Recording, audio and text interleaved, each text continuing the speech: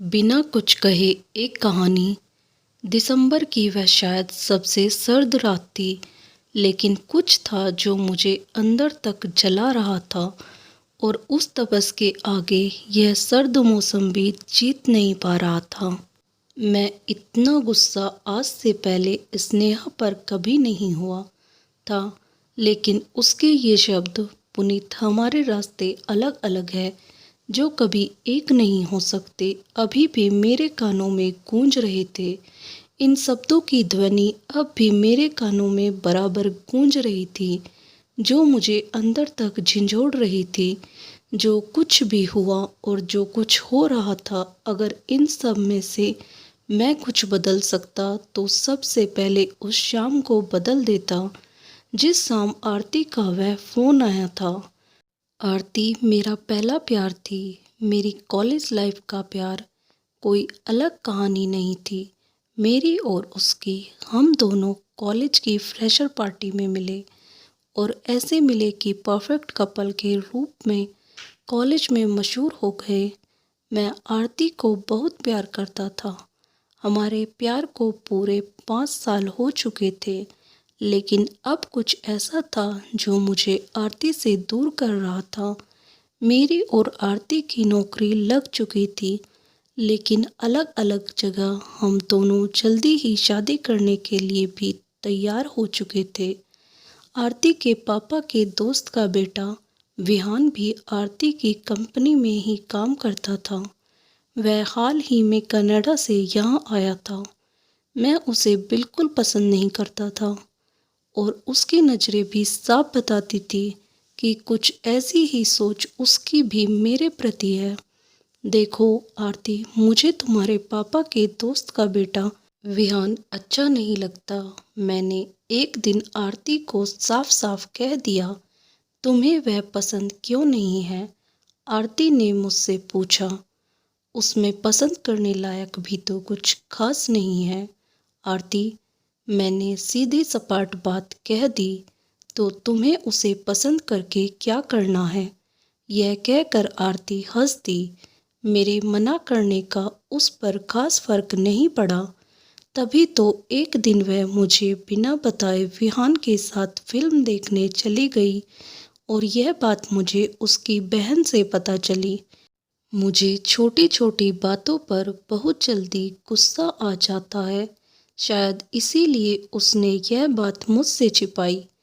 उस दिन मेरी और उसकी बहुत लड़ाई हुई थी और मैंने गुस्से में आकर उसको साफ साफ कह दिया था कि तुम्हें मेरे और अपने उस दोस्त में से किसी एक को चुनना होगा।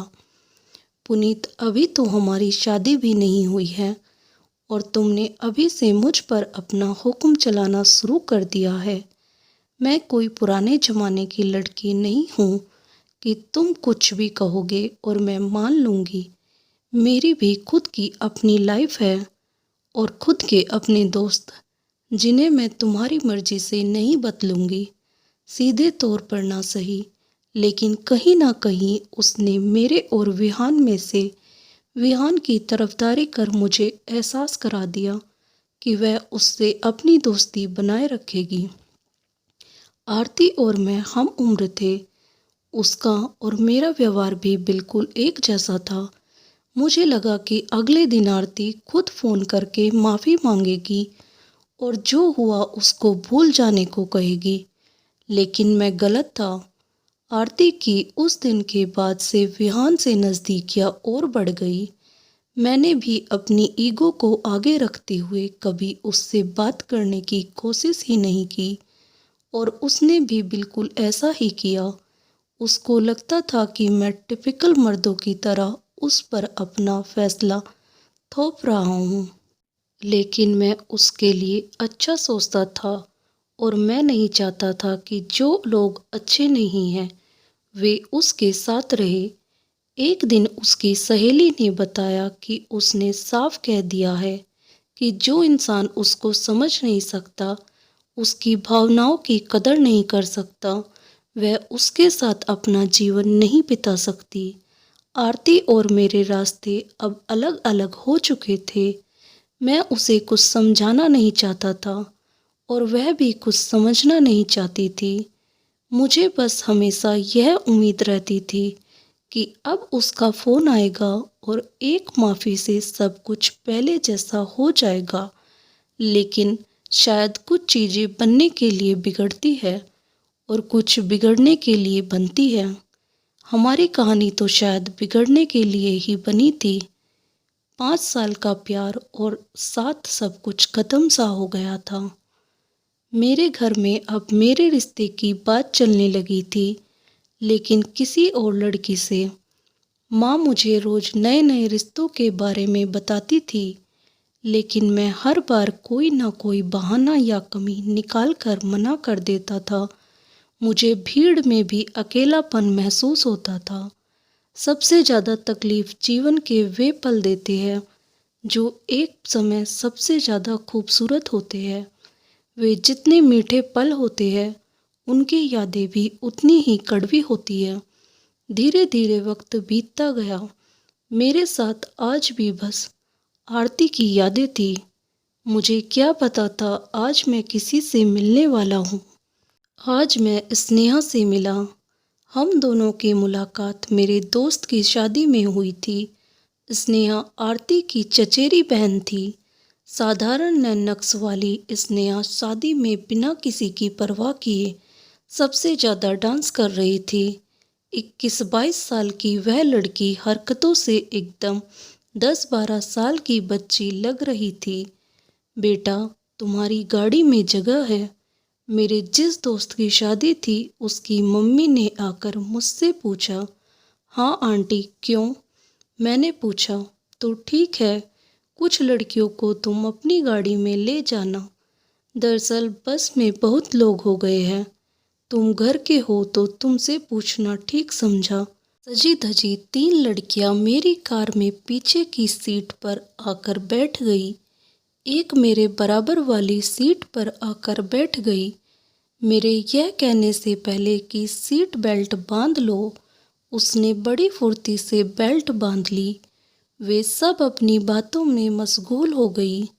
मुझे ऐसा एहसास हो रहा था जैसे मैं इस कार का ड्राइवर हूँ, जिससे बात करने में किसी को कोई दिलचस्पी नहीं थी। तभी स्नेहा ने मुझसे पूछा, आप रजत भैया के दोस्त हैं ना? जी, मैंने बस इतना ही उत्तर दिया। ना तो इससे ज़्यादा हमारी कोई बात हुई और ना ही मुझे कोई दिलचस्पी थी। आजकल के हाईटेक युग में जिससे आप आमने सामने बात करने से हिचके, उसके लिए टेक्नोलॉजी ने एक नया नुस्खा कायम किया है जो आज के समय में काफ़ी कारगर है, और वह है चैटिंग।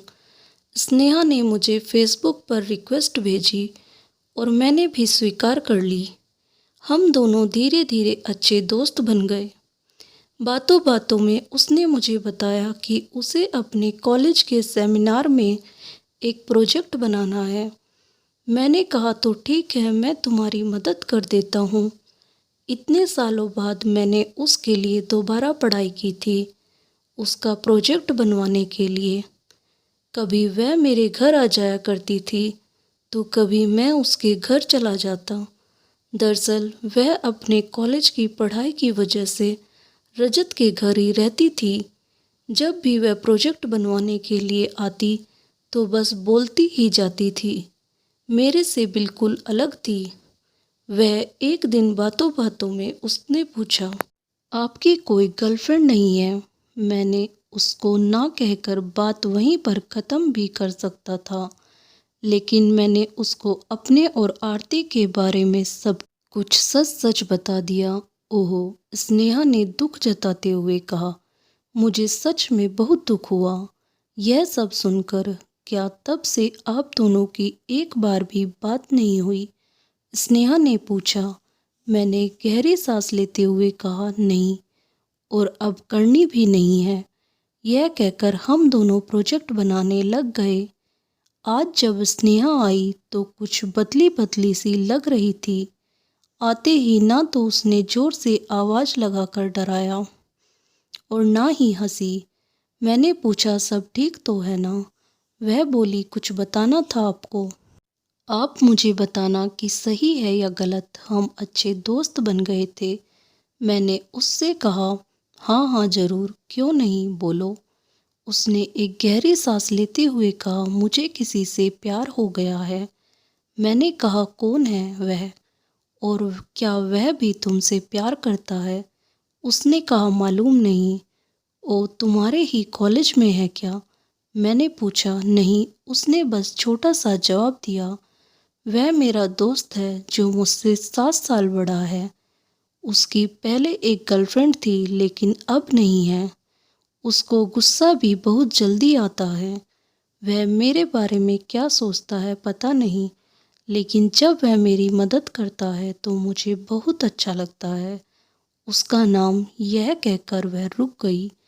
उसका नाम स्नेहा ने मेरी आंखों में देखते हुए कहा, बहुत मज़ा आ रहा है ना आपको? सब कुछ जानते हुए भी पूछ रहे हो, और वैसे भी इतने बेवकूफ़ आप हो नहीं जितने बनने की कोशिश कर रहे हो। मैं बहुत तेज हंसने लगा। उसने कहा, अब क्या फिल्मों की तरह प्रपोज करना पड़ेगा? मैंने कहा, नहीं नहीं, उसकी कोई ज़रूरत नहीं है। यह जानते हुए भी कि मैं उम्र में तुमसे 7 साल बड़ा हूँ और मेरे जीवन में तुमसे पहले कोई और थी, तब भी हाँ। और वैसे भी प्यार में उम्र, अतीत, ये सब कुछ भी मायने नहीं रखते। मैंने उसको गले लगा लिया और कहा, हमेशा मुझे ऐसे ही प्यार करना। वह खुश होकर मेरी बाहों में आ गई। अब मेरे जीवन में भी कोई आ गया था जो मेरा बहुत ख्याल रखता था। कहने को तो उम्र में मुझसे 7 साल छोटी थी, लेकिन मेरा ख्याल वह मेरे से भी ज़्यादा रखती थी। हम दोनों आपस में सारी बातें शेयर करते थे। अब मैं खुश रहने लगा था। उस शाम मैं और स्नेहा साथ ही थे जब मेरा फ़ोन बजा। फ़ोन पर दूसरी तरफ से एक बहुत धीमी लेकिन किसी के रोने की आवाज़ ने मुझे अंदर तक हिला दिया। वह कोई और नहीं बल्कि आरती थी। वह आरती जिसको मैं अपना अतीत समझकर भूल चुका था, या फिर स्नेहा के प्यार के आगे उसको भूलने की कोशिश कर रहा था। हेलो, कौन? मैं आरती बोल रही हूँ पुनीत। आरती ने कहा, आज इतने दिन बाद तुम्हारा फ़ोन। इससे आगे मैं और कुछ कहता, वह बोल पड़ी, तुमने तो मेरा हाल भी जानने की कोशिश नहीं की। क्या तुम्हारा अहंकार हमारे प्यार से बहुत ज़्यादा बड़ा हो गया था? तुमने भी तो एक बार फ़ोन नहीं किया। तुम्हें आज़ादी चाहिए थी। कर तो दिया था मैंने तुम्हें आज़ाद। फिर अब क्या हुआ? तुम यही चाहते थे ना कि मैं तुमसे माफ़ी मांगूं? लो, आज मैं तुमसे माफ़ी मांगती हूँ। लौट आओ पुनीत, मेरे लिए। मुझे अपनी गलती का एहसास हो गया है। मैं बस उसकी बातों को सुने जा रहा था बिना कुछ कहे, और स्नेहा उतनी ही बेचैनी से मुझे देखे जा रही थी। मुझे तुमसे मिलना है, आरती ने कहा, और बस इतना कहकर आरती ने फ़ोन काट दिया। क्या हुआ? किसका फ़ोन था? स्नेहा ने फ़ोन कट होते ही पूछा। कुछ देर के लिए तो मुझे कुछ भी समझ नहीं आ रहा था।